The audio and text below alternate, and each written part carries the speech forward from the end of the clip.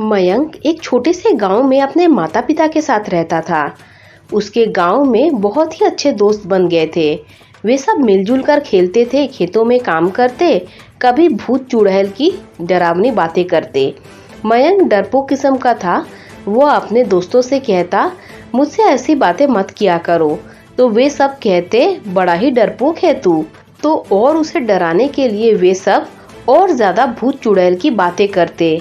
फिर मयंक की शक्ल देख हंसते। इसी तरह हंसते लड़ते झगड़ते समय बीता।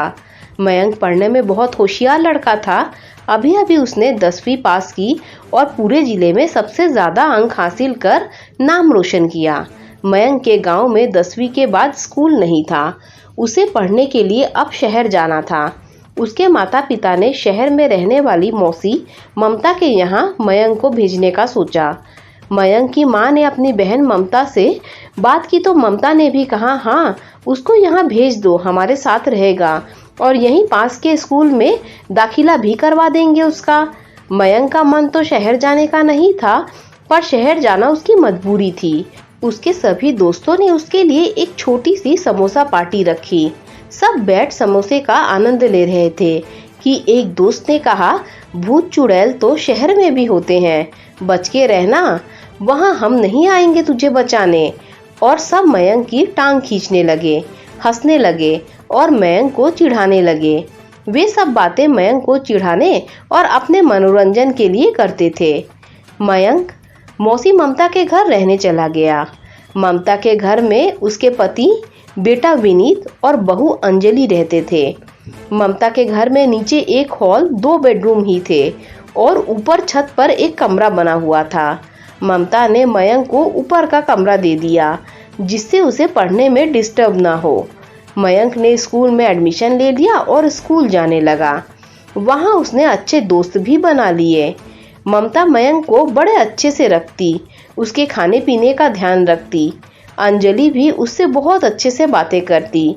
उसे पढ़ाई में कुछ समझ में नहीं आता तो उसकी मदद करती। विनीत भी उसे अपने छोटे भाई के जैसे रखता। इस तरह 15 दिन बीत गए। मयंक स्कूल से आने के बाद नीचे ही हॉल में बैठकर पढ़ाई करता, फिर रात को ऊपर कमरे में चला जाता। एक दिन उसका स्कूल में इंग्लिश का टेस्ट था। वो रात को ऊपर अपने कमरे में बैठकर पढ़ाई कर रहा था। तभी अचानक से उसे पायल के छनकने की आवाज़ सुनाई दी। रात के सन्नाटे में वो आवाज़ साफ सुनाई दे रही थी। वो डरते डरते दरवाजे के पास गया और उसने दरवाजे की दरार में से देखा, पर कुछ दिखाई नहीं दिया। मयंक को वो आवाज़ अब भी सुनाई दे रही थी। वो पलंग पर आकर बैठ गया। पढ़ने में उसका मन न लगा। वो डर के मारे पूरी रात सो न सका। अगले दिन स्कूल से टेस्ट देकर आने के बाद मयंक ऊपर अपने कमरे में ही नहीं गया।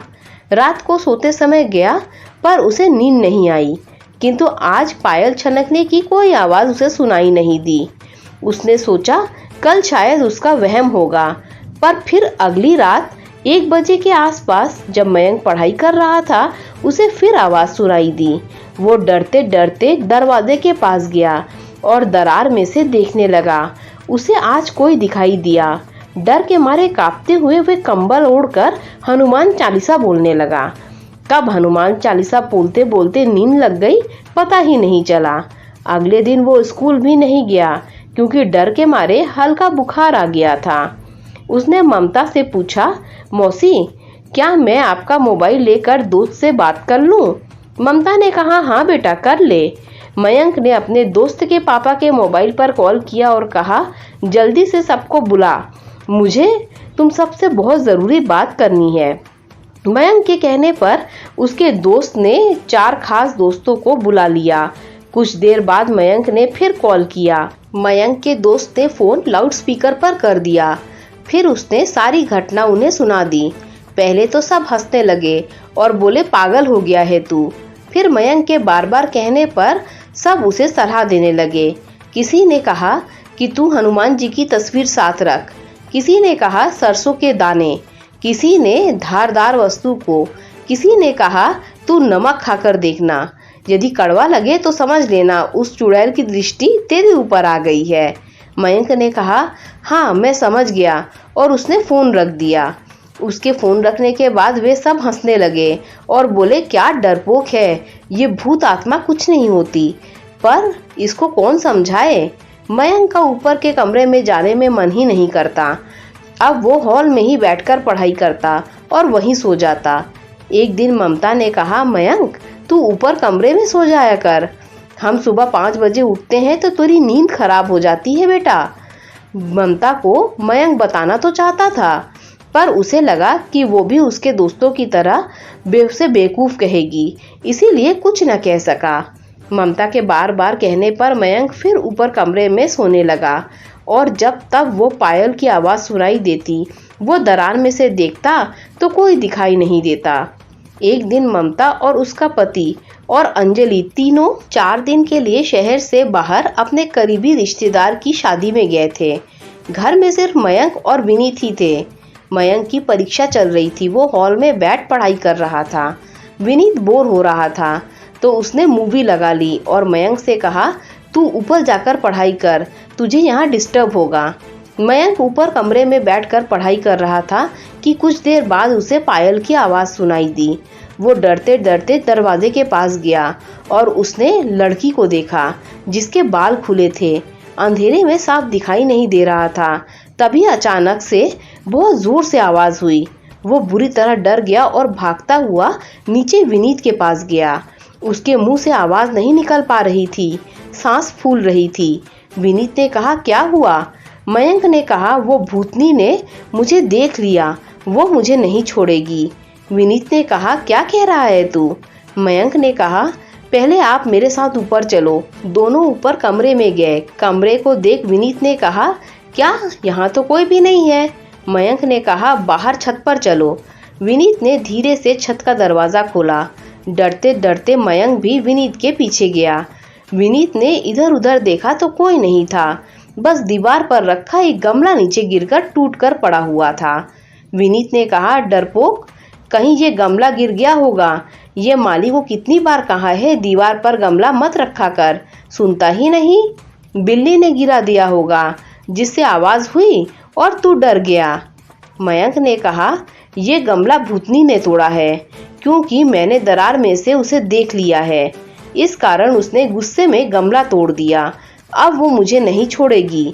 विनीत ने कहा, पागलों जैसी बातें मत कर, चल नीचे कमरे में चल। दोनों वापस दरवाज़ा बंद करके नीचे आ गए। फिर मयंक ने धीरे धीरे सारी बातें विनीत को सुना दी। विनीत ये सुन हंसने लगा और बोला, ये सब तेरा वहम होगा। पर बार बार मयंक के कहने पर विनीत ने कहा, कल रात मैं तेरे साथ ऊपर ही सोता हूँ, चल तेरी भूतनी को देख लेते हैं।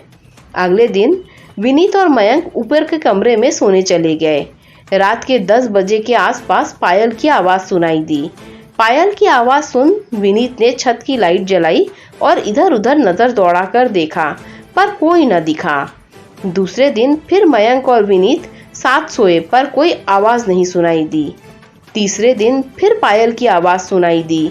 फिर मयंक के कहने पर विनीत ने दरवाजे की दरार में से देखा, उसे एक लड़की दिखाई दी। अंधेरा होने के कारण अच्छे से समझ में नहीं आ रहा था। विनीत ने बिना डरे दरवाज़ा खोल दिया और बाहर गया तो देखा, पड़ोस वाले त्रिपाठी जी का लड़का पिंटू बगल में रहने वाली वर्मा जी की लड़की मोना को दीवार से हाथ पकड़कर उतरने में मदद कर रहा था।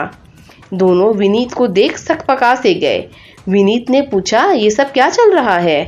पिंटू ने धीरे से कहा, वो विनीत भैया, मैं और मोना एक दूसरे को चाहते हैं। दिन में हम स्कूल जाते हैं तो हम एक दूसरे से मिल नहीं पाते और फ़ोन नहीं होने के कारण बात भी नहीं कर पाते। इसीलिए हम रात को सबके सो जाने के बाद यहाँ छत पर छुपकर मिलते हैं। विनीत ने डांटते हुए कहा, ये तुम्हारी उम्र पढ़ाई करने की है, ये सब फालतू कामों की नहीं। आगे से मुझे दिखाई दिए तो मैं तुम्हारे मम्मी पापा से शिकायत कर दूंगा, समझे? पिंटू और मोना दोनों डर गए और पिंटू ने कहा, सॉरी भैया, अब हम आगे से ऐसा नहीं करेंगे, आप किसी से मत कहना। विनीत ने मोना को डांटते हुए कहा, चल अपने घर जा। ये सुन मोना मुंह नीचे करके जाने लगी और उसके चलने से पायल छनकने की आवाज आने लगी। विनीत ने मयंक की तरफ देखा और हंसते हुए बोला, देख ले तेरी भूतनी को। और फिर पिंटू भी चला गया और वे दोनों ऊपर के कमरे में आ गए। विनीत ने मयंक को कहा, इस तरह डरना नहीं चाहिए, समझा?